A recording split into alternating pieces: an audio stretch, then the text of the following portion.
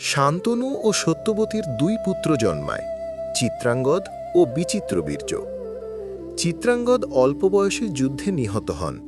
এরপর বিচিত্রবীর্য ভাজা হন।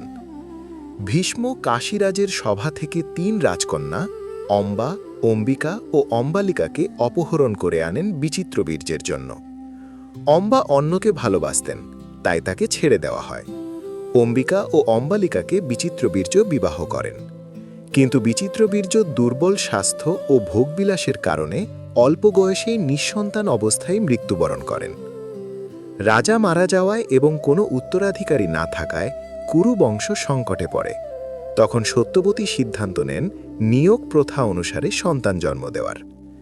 নিয়োগ প্রথা হল, প্রাচীনকালে যদি কোনো রাজা নিঃসন্তান মারা যেতেন, তবে পরিবারের কোনো যোগ্য পুরুষকে রানীর সঙ্গে মিলিত হয়ে সন্তান জন্ম দিতে বলা হতো, যাতে বংশ রক্ষা পায়।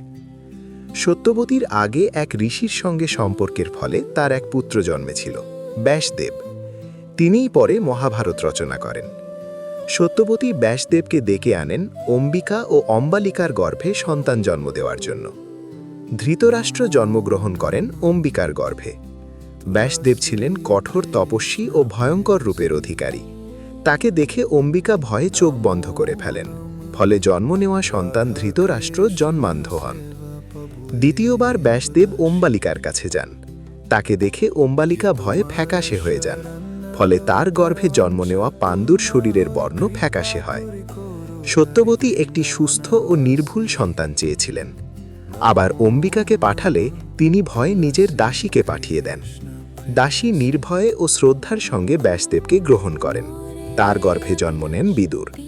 বিদুর অত্যন্ত জ্ঞানী, ন্যায়পরায়ণ ও ধর্মজ্ঞ ছিলেন, কিন্তু দাসীর পুত্র হওয়ায় তিনি রাজা হতে পারেননি।